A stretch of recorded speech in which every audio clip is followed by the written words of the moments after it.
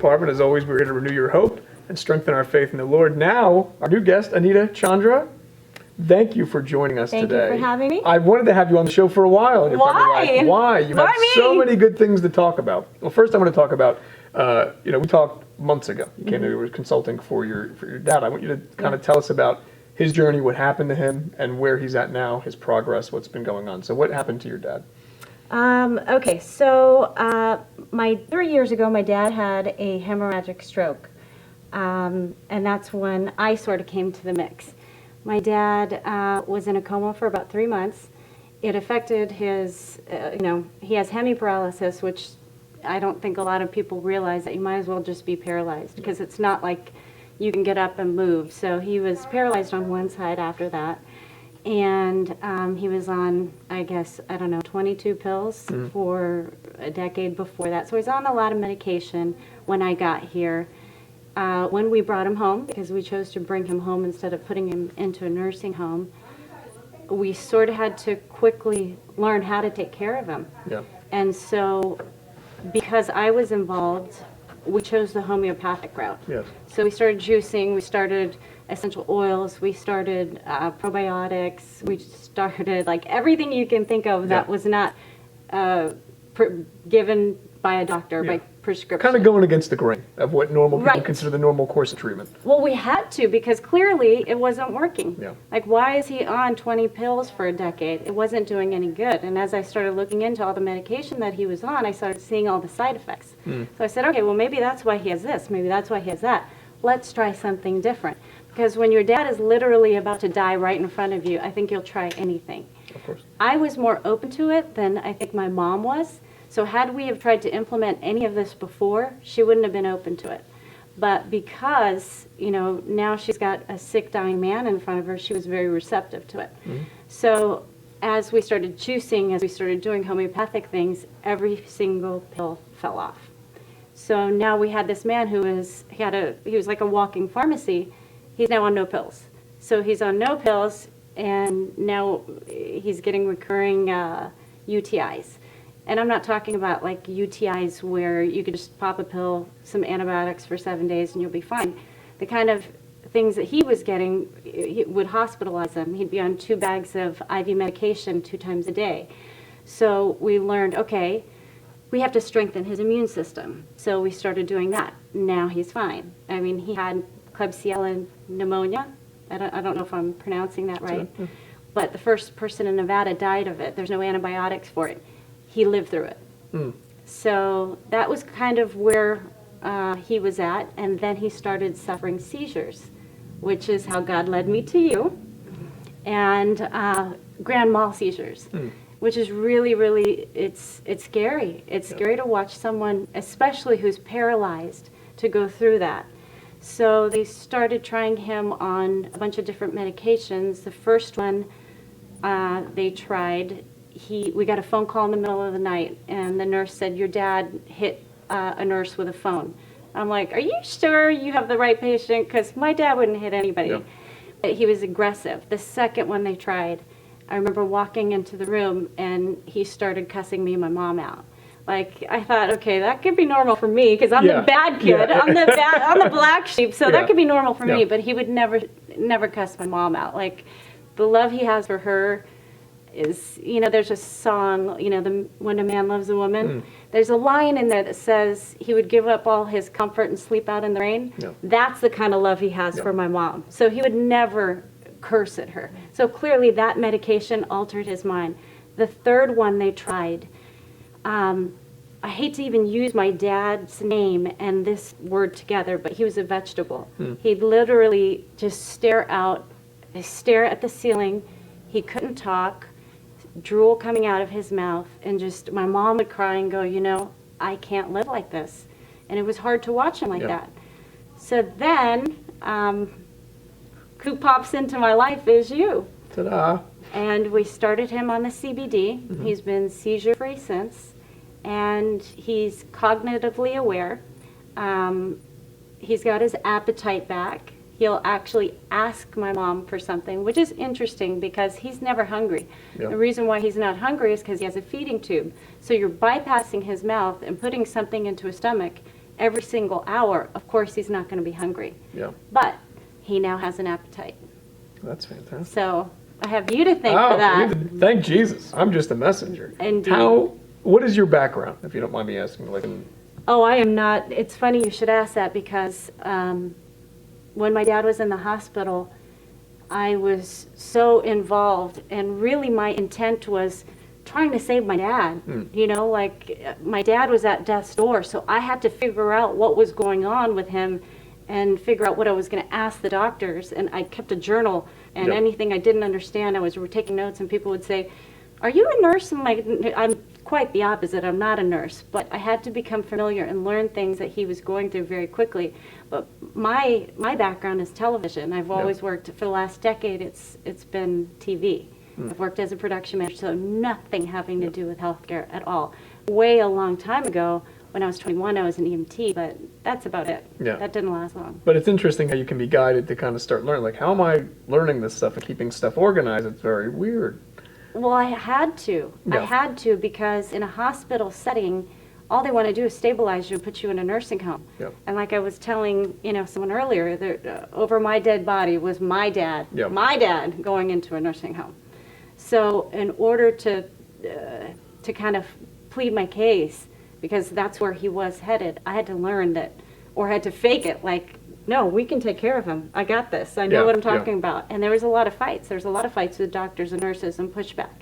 And I realized that it's because it is not easy to take care of a paralyzed man.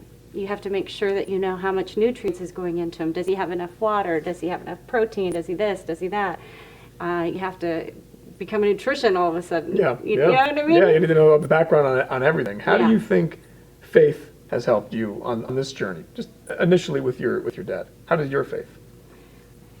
Well, it's all you have. It's all you have.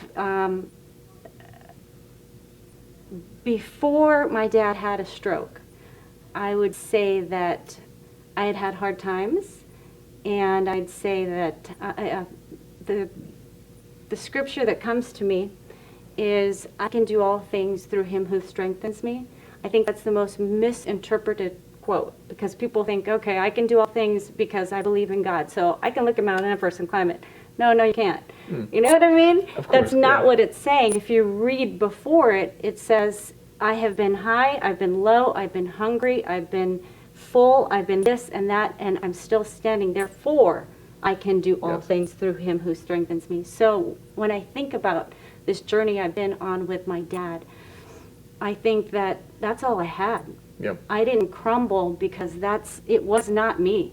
Because had you have told me a month before my dad had a stroke, you are going to sit next to your dad, stand guard over him for months as he's in a coma. And I think people think when someone's in a coma, they're just kind of resting peacefully. No, they're not. Bells are going off. He's hyperventilating. He's fighting to live every moment. It was months and months of that, and you're helpless, and there's nothing you can do but pray. And I know that there were people brought into our path like you, like a very good doctor who had a hand in saving his life. You realize very quickly whether he lives or not is not in your hands. It is all in God's hands. So I came to a place in my faith where that scripture that I just told you about comes to mind. I had been high, I had been low, I had hit rock bottom, and I never thought I'd be lower than that.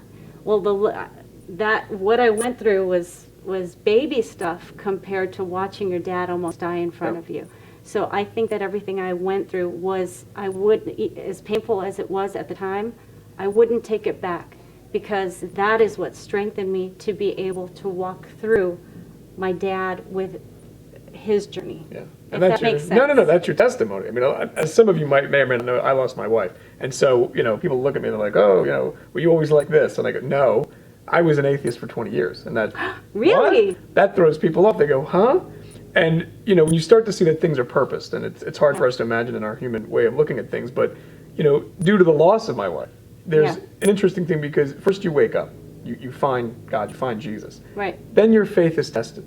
Yes. And so it's interesting when you have an initial thing that happens to where you find God and you're like, how am I getting through this? And you realize you're not. And that's why I like the fact that you read that in context. Yes. Because people will pick out scripture, twist it and say, well, look what it means. But if you don't take it out of context and you read the entire thing, it shows you something. Yes. And it's alive and it starts speaking to you and like, well, I can relate to this. But, we go through things to be able to help others go through stuff, because how can you be relatable unless you've walked through stuff? I try not to talk about stuff that I haven't been through, because you will go through it if you talk about it. So your testimony, what happened to you, not to take the spotlight off of your dad, because that's an amazing story, and that was Jesus. That's not me. I'm just here. But what helped you find God in your life prior to that? Because that was almost a testing. I mean, obviously it was absolutely a testing. Well, I won't say that my parents raised me as a Christian. I would say collectively my family raised me as a Christian, because my 3 aunts are Christian, and so my cousins, majority of us are Christian. So I always went to church, always believed that I was a believer. Mm-hmm. Then I left home at 21 and went all crazy. Yeah. Got to get out of my house and go have some fun. And I lived in LA. I lived in LA where people have a lot of different beliefs, a lot of spiritualism that is loosely based in Christianity. So when my heart, I started getting into that. I started reading all the books. And then when my hard times hit, I crumbled. I literally crumbled. And I thought, God, why are you not here? Why are you not helping me? You say, cast your burdens unto me. Why am I not feeling better? Well, I wasn't feeling better because I wasn't truly there. I was not truly coming to the right door. I wasn't asking the right person. I was, these mantras and all these things that are loosely based in Christianity, but they're not truly Christianity. Now, everybody's truth is different. I'm not saying that mine is right. I just know what worked for me. And what worked for me was being rock bottom, getting back into a church. I was in LA and I just found the right pastor for me. And it spoke to me. And once I started going to that church, it renewed my faith and it showed me it was almost like the blinders were off and I saw, okay, you went through this tough time. You went through this tough time. You were reaching out to God, but were your actions aligned with that? Were you walking the walk? No, I wasn't walking the walk. I was, doing everything but walking the walk. I wasn't going through the fire, and I wasn't believing like I believe now. Yep. So I know that I had to be down to be filled back up, and then I believe it played out in my life. And not to say that I'm not strong once in a while. I'll crumble, I'll cry, I'll scream. I'll go take a shot because I'm like, I can't handle this. We all make mistakes. But I know that it is truly God that has helped me with Dad. It is truly God that has carried me through this experience with Dad. That poem, Footsteps, where were you, God? I carried you. Yes. Because I couldn't, there's no way I myself could have done this. There's no way. It was purely God. And you start to see, I think that's why we get taken to a breaking point. So we can never say, if anything would have happened before we reached that point, we'd be like, oh, no, I did it, or this did it. No, I didn't But do when you're anything. taken to that, and you go, no, it's God. Because your faith will never be shaken. At that point, you're like, when you get to something and that's what ends up happening, it humbles you very quickly. And any kind of pride goes right out the window. There's no more ego because you're like, listen, I didn't do this myself. I'm not doing any of this myself. And that changes someone's perception. People sometimes don't understand. And I go, what do we learn through? We learn through trauma. If you're having a party, you're not like, why would I stop what I'm doing? But when you go through something, you go, wait a minute. Or if you stay there too long and you feel sorry for yourself and you say, why me? Yeah. You know, and a lot of people stay stuck there. And I won't lie, I stayed there. Yeah. I stayed there. Why me, God? Why me?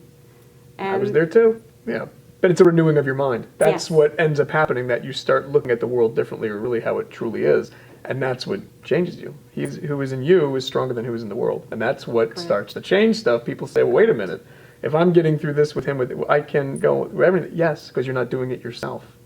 That's what changes things. High five. So look at that, we're getting high fives. I think that's the first high five on Hope and the Truth. I'm going to do an update on one of our patients. If you follow the show, I don't know if you follow the show, but if you follow the show, you might remember one of the patients named Lance. Imagine that.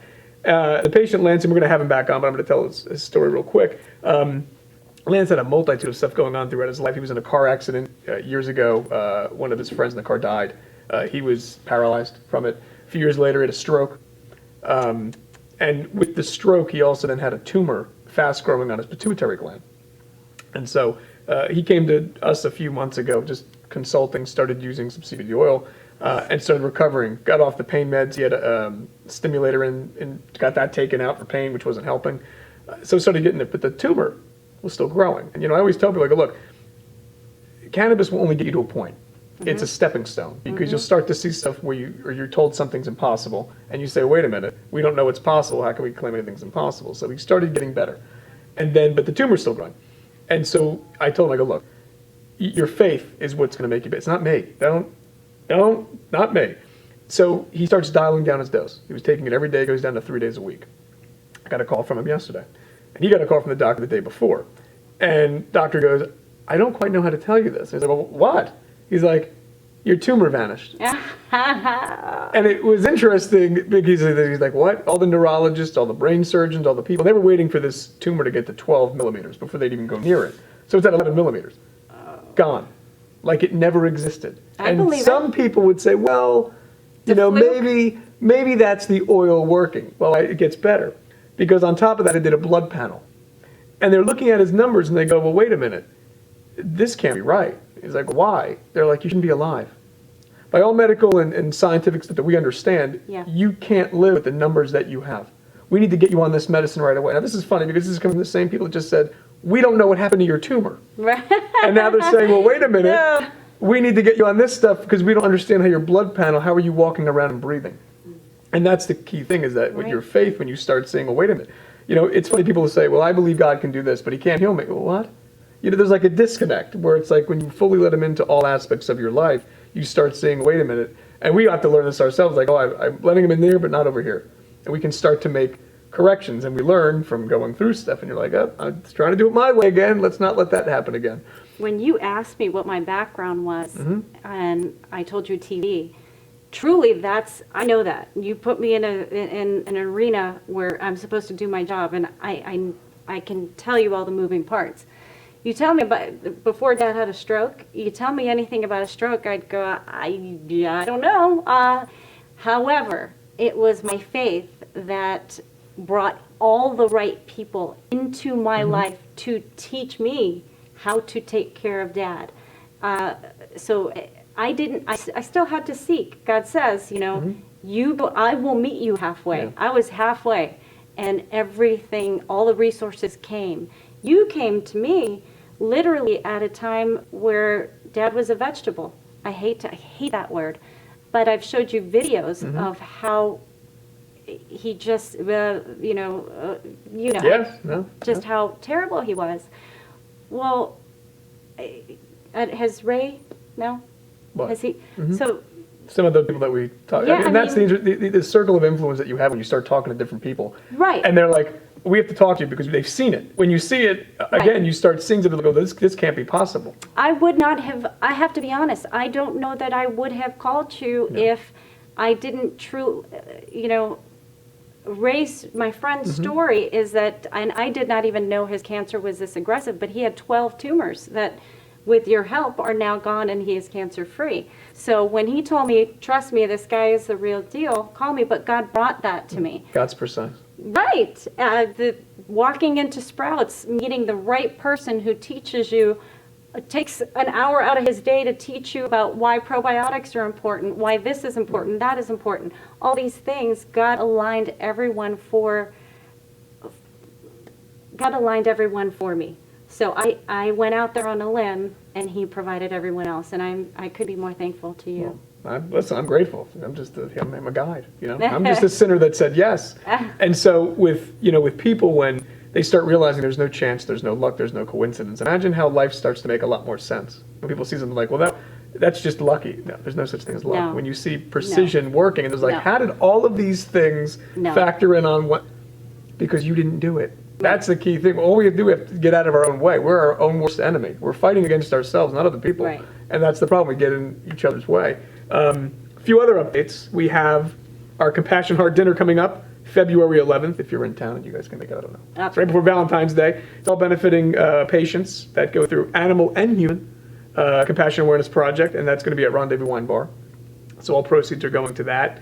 What else do we? I know we have something else going on, but that's the one thing I think about for right now. Child trafficking. Child trafficking, yes, thank you. We're not a part of it. We're helping to raise awareness for it. Right. We're doing stuff hopefully in April. We're planning Yes. a dinner benefiting. Maybe we're not going to give a venue yet. But we have a few things in the mix. It's going to be a nice big dinner to raise awareness for human trafficking, more specifically child trafficking, because a lot of people don't realize what's actually going on because of all the distractions. There's a lot of stuff out there. This is going to be the news you haven't heard about. There's a lot of things that are distracting people. And when people are entertained and not worrying about stuff, or they're just somewhere else, you can't see what's right in front of you. And these are real issues that are, they're there every day. Same thing, the homeless. You see it every day, and you become numb to it. And it's like that, we have to ask ourselves, why are we becoming numb to this stuff? These are other human beings. Well, there's a lot going on There's right a lot now with going this on right election. now. So I give people a small hall pass for being distracted, because it does look like our world's crashing. But It's something. That's why I seek the Lord. That's the premise. I'm going to leave them with one parable. Listen, I brought this out for a reason. I think this is a good parable today. Healing of the 10 lepers. And it came to pass, as he went to Jerusalem, that he passed through the midst of Samaria and Galilee. And as he entered into a certain village, there met him 10 men that were lepers, which stood afar off. And they lifted up their voice and said, Jesus, Master, have mercy on us. And when he saw them, he said unto them, Go show yourselves unto the priests. And it came to pass that as they went, they were cleansed. And one of them, when he saw that he was healed, turned back, and with a loud voice glorified God, and fell down on his face at his feet, giving him thanks. And he was a Samaritan. I wonder where that Samaritan comes from. And Jesus answering said, Was there not 10 cleansed? But where are the 9? There are not found the return to give glory to God, save this stranger. And he said unto him, Arise, go thy way, thy faith hath made thee whole. So it's interesting how you start to see medical, they'll call miracles. Not a miracle, it's God. That's what I say. Want another high five to that? Sure. You get another hand. So until then, thank you so much for coming by today. Oh, please, it's a pleasure. And you were worried. Anyway, we'll see you next time on Hope and the Truth. I'm Lance Parvin.